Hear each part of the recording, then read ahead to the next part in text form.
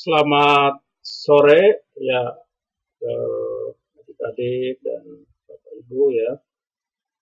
Jadi kita lanjutkan materi berikut ini berkaitan dengan sistem berbagi pengetahuan dari teorinya, dan juga nanti ada referensi yang berkaitan dengan bagaimana sistem berbagi pengetahuan itu kita terapkan dari sisi sainsnya ya. Maka ada beberapa penelitian-penelitian yang berkaitan dengan sistem berbagi pengetahuan, tidak hanya dari prodi sistem informasi ya, tapi banyak sekali referensi dari program studi psikologi, dari program studi bisnis yang memiliki interest, ketertarikan di knowledge sharing ini ya. Jadi berbagi pengetahuan itu dalam definisinya ini ada beberapa ahli. Yang pertama itu Christensen ya, itu mendefinisikan berbagai pengetahuan sebagai proses ya, yang dimaksudkan untuk mengeksploitasi pengetahuan. Jadi kata kuncinya mengeksploitasi pengetahuan yang ada, dan berbagai pengetahuan ini didefinisikan mengidentifikasi pengetahuan yang ada dan dapat diakses, setelah itu ditransfer dan menerapkan pengetahuan ini untuk memecahkan tugas tertentu. Jadi ini adalah Christensen ya, lebih cepat dan lebih murah. Dan definisi berikut oleh Lin 2007 ya, mendefinisikan berbagai pengetahuan sebagai budaya interaksi sosial yang melibatkan pertukaran pengetahuan karyawan, pengalaman, keterampilan dari seluruh departemen atau organisasi. Setelah itu, Xiong dan Deng 2008 berbagi pengetahuan sebagai proses pertukaran dan mengkomunikasikan pengetahuan dan informasi. Sehingga dari tiga pendapat ini, kalau kita rangkum berarti ada eksploitasi, ada transfer, tidak hanya transfer tapi bertukar ya. Jadi tidak implikasi tapi bi-implikasi ya. Yaitu pengalaman, keterampilan ya. Jadi semuanya ini jadi berbagai pengetahuan itu tidak hanya dari si yang membagikan, tetapi ada impact buat dia ya. Kita lanjutkan. Ya, berbagai pengetahuan, pentingnya berbagai pengetahuan adalah isu penting dan menantang dalam manajemen pengetahuan, yaitu bagaimana mendorong individu yang ada dalam organisasi untuk melakukan berbagai pengetahuan mengenai apa yang mereka ketahui ya. Jadi sharing, kolaborasi ya. Selain itu berbagai pengetahuan juga berperan dalam meningkatkan inovasi. Itu kuncinya ya. Sebelumnya ada slide sebelumnya juga sudah dijelaskan, dan memfasilitasi individu untuk melakukan pengetahuan kembali dan regenerasi pengetahuan. Pola interaksi berbagai pengetahuan itu, berbagai pengetahuan merupakan interaksi sosial yang melibatkan pertukaran pengetahuan, pengalaman, dan keahlian karyawan dalam organisasi agar bisa bekerja lebih baik, cepat, dan efisien. Ya. Berbagai pengetahuan sebagai perilaku di mana seorang secara sukarela, ya, secara sukarela menyediakan akses terhadap orang lain mengenai pengetahuan dan pengalamannya. Nah, nanti secara sukarela, tapi ketika dia tempatkan dalam suatu media, ya, sekarang kita kenal dengan YouTube, ya, nanti malah dia mendapatkan impact-nya ya, dengan view-nya, subscriber-nya yang banyak, dia bisa mendapatkan impact-nya dengan mendapatkan semacam penghasilan ya dari YouTube ya. Perilaku berbagai pengetahuan dapat didefinisikan sebagai tingkatan sejauh mana seorang secara aktual melakukan berbagai pengetahuan. Dengan berbagai pengetahuan diharapkan suatu organisasi berpotensi meningkatkan modal intelektual agar terjadi inovasi ya. Yang di slide sebelumnya itu ya, punya impact kepada 4 ya, ada people, ada orang, ada proses, Setelah itu ada penghasilan, dan yang berikutnya itu terhadap inovasi ya, kalau tidak salah ya. Nanti coba kita lihat di slide sebelumnya yang sudah dibagi dari minggu lalu ya. Nah, tapi kata kuncinya ini terjadi inovasi. Walaupun setelah karyawan meninggalkan organisasi. Nah, jadi dampak dari people-nya juga ada. Ya, karyawan itu lebih cepat di-upgrade. Setelah itu terciptalah proses yang bagus. Dan juga dari proses yang bagus itu terciptalah produk yang bagus. Yang terakhir itu adalah performansi dari usaha. Ya. Sekalipun karyawan meninggalkan organisasi. Berbagai pengetahuan membawa nilai tambah bagi organisasi. Nah, ini yang kalau di slide sebelumnya keempat itu ya. Performa ya, serta berkontribusi terhadap efektivitas utama organisasi, yaitu dapat meningkatkan produktivitas, meningkatkan proses kerja, dan menciptakan peluang baru untuk membuat organisasi dalam untuk mencapai tujuan kinerjanya.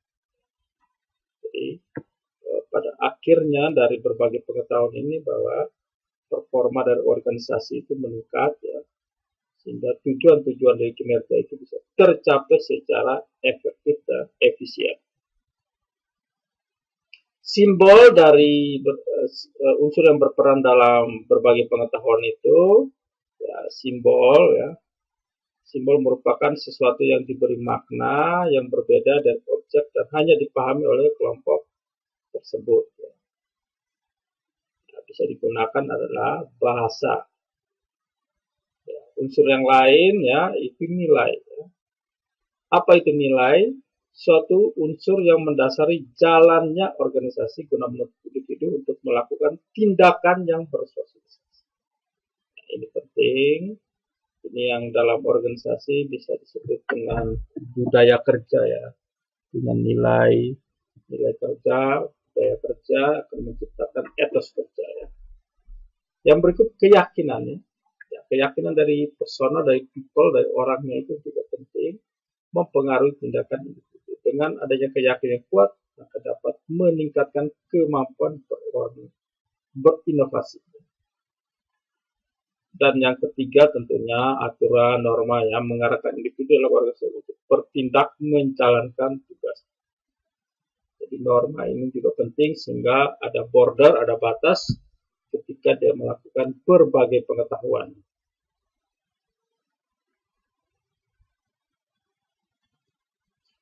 Ya, ini struktur dari dimensi nilai tadi ya, turunan dari nilai tadi, nilai opportunity change menekan kebebasan berpikir dan berperilaku serta kesenangan baru dalam menghadapi.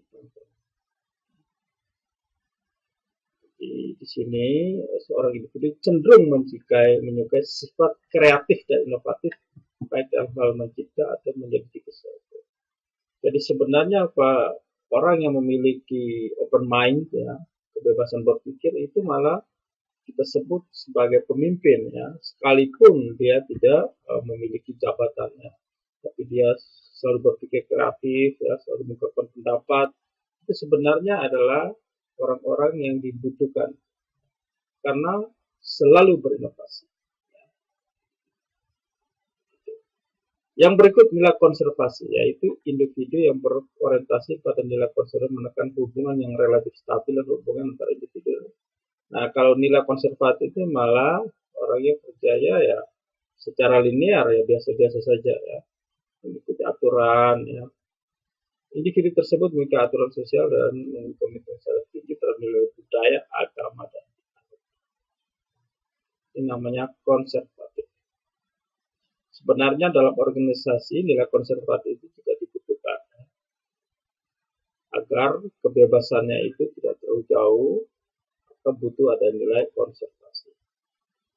Selain itu nilai self-enhancement menekankan pada ambisi mengejar kesenangan pribadi semakin hak, meskipun harus mengorbankan kepentingan orang lain. Nah ini nilai-nilai seperti ini juga hati-hati ya, malah di organisasi malah akan menggerus ya, semangat dari tim atau organisasi itu sendiri ya. karena dia sangat berambisi mendapatkan pengakuan atas keberhasilan. Tidak melihat tim, tapi malah melihat pada ambisi pribadi. Setelah itu nilai self transcendency ya. Nah, nilai-nilai ini sebenarnya nilai sosial ya, menekankan pada peningkatan kesejahteraan bersama, saling menolong perhatian orang lain, individu berorientasi pada nilai ini memiliki rasa keadilan sosial, kesamaan, tanggung jawab, dan loyalitas yang tinggi. Jadi struktur dimensi nilai ini sangat berpengaruh terhadap berbagi pengetahuan di organisasi. Dan keempat-empatnya ini pasti ada saja dalam sebuah organisasi. Ya. Setelah itu peran dalam jalur komunikasi, ya ini yang namanya bridge, jembatan, yaitu anggota kelompok atau klik dalam organisasi yang menghubungkan satu kelompok dengan kelompok yang lain. Jadi cara komunikasi ada yang namanya bridge, ada yang namanya liaison, yaitu perannya sama dengan bridge ya, tapi individu tersebut bukan anggota dari satu kelompok, tetapi yang merupakan penghubung antara satu kelompok dengan kelompok yang lain. Nah, ini istilahnya ada istilah yang namanya sebagai calo ya kalau negatifnya, tapi yang positifnya lah itu sebagai penghubung ya, sebagai agent ya. Dan yang ketiga adalah isolate. Isolate itu adalah anggota organisasi yang mempunyai kontak minimal dengan orang lain dalam organisasi. Jadi tidak banyak. Ini orang-orang yang introvert ya, yang menyembunyikan dalam organisasi atau diasingkan teman-teman.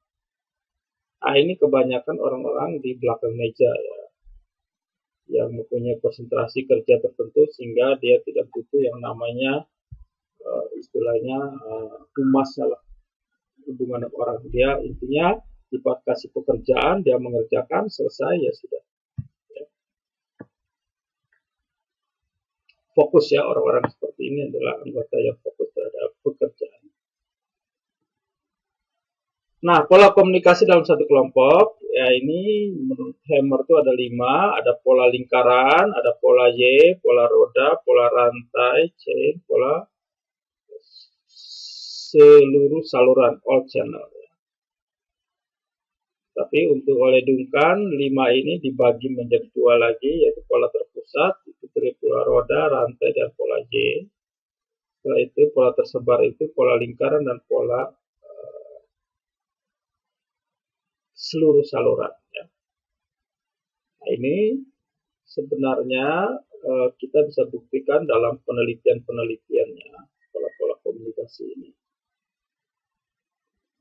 Nah, selanjutnya ini karena manajemen pengetahuan ini masih di semester 2, jadi kalau disuruh ya Bapak Ibu mengerjakan sebuah paper atau semua jurnal mungkin agak berat karena secara teori ya sudah bisa, tapi secara metodologinya mungkin nanti harus mempelajari yang namanya statistik ya, dan kebetulan kalau semester 2 sudah belajar berarti adik-adik sudah bisa mengetahui lebih banyak lah. Ini Pak kasih contoh ada 3 ya, nanti di rumah ya coba dibuka, dipelajari, nanti Pak akan upload juga. Ini ada 3 ini. Yang pertama adalah, kalau tidak salah yang ini ya. Nah, ini contoh judulnya, pengaruh knowledge sharing behavior dan inovasi teknologi informasi terhadap kinerja karyawan di kawasan industri. Tapi Bapak Ibu bisa melakukan semacam penelitian apa pengaruh knowledge sharing dan inovasi IT terhadap kinerja di perusahaan Bapak Ibu tempat bekerja misalnya. Nah, ini kebetulan kita lihat ini prodi informasi ya, jadi sebenarnya sama ya. Jadi Bapak Ibu kalau tertarik dengan penelitian knowledge sharing, nanti coba dipelajari lebih banyak sehingga bisa dijadikan topik tugas akhir nanti. Nah, ini teorinya. Tapi yang mungkin harus dipelajari karena knowledge sharing ini manajemen pengetahuan dia hanya mengajarkan teorinya, sedangkan metodenya ini perlu belajar di mata kuliah yang namanya statistik ya.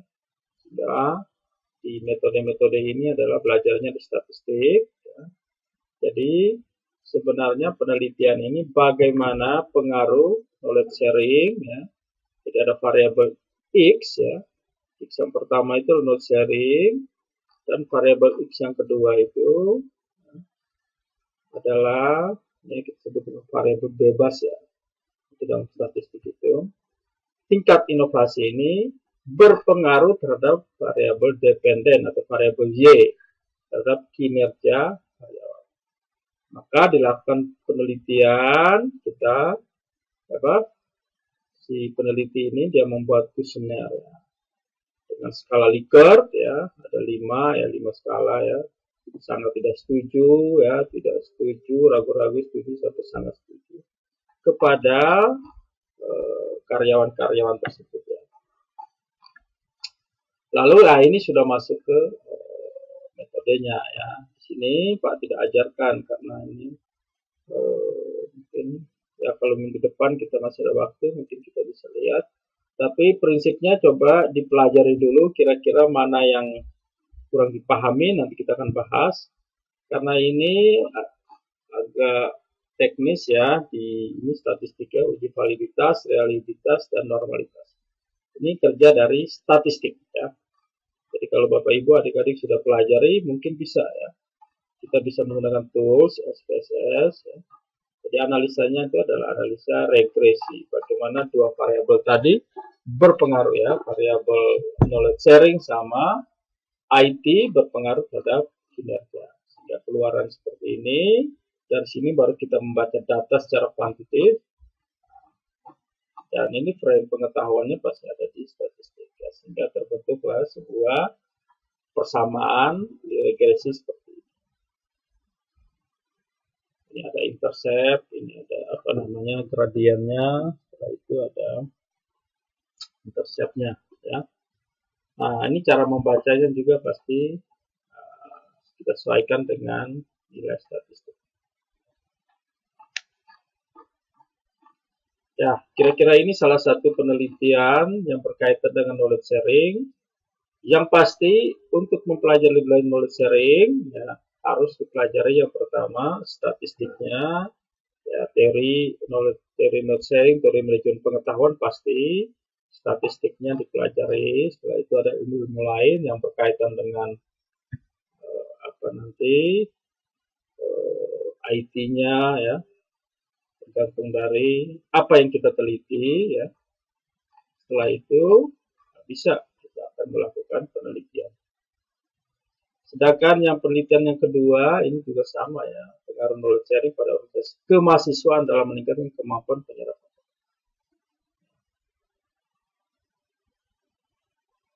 Dan yang ketiga ini kalian juga sama ya, cara menganalisisnya, metodenya juga sama. Ujinya sama, uji homogenitas, normalitas, dan linearitas. Dia menggunakan analisis regresi linear ya. Dan yang ketiga ini ya, ini malah dari Magister Sains Fakultas Psikologi Universitas Indonesia. Jadi manajemen pengetahuan tidak hanya dipelajari di bagian sistem informasi ya, tapi bagian bisnis, bagian psikologi, dan prodi-prodi yang lain juga mempelajari. Sehingga nanti setelah ini coba Bapak Ibu, ini tugas dan diskusi dari 3 ini, atau Bapak Ibu bisa mencari yang lain tentang knowledge sharing. Coba dicek latar belakangnya knowledge sharing. Tapi lebih baik kita fokus ke 3 ini ya, sehingga minggu depan coba kita bahas salah satunya, dan kalau Bapak Ibu sudah bisa meringkasnya, ya, langkah-langkah penelitian, dan kalau bisa membuat pertanyaan-pertanyaan, sehingga kira-kira untuk melakukan penelitian berkaitan manajemen pengetahuan, ya, khususnya knowledge sharing, apa saja yang kita butuhkan. Ya. Mungkin itu. Ya. materi di sore hari ini. Sekali lagi, jangan lupa presensi di kelas ya, dan tetap stay di rumah, dan salam sehat selalu.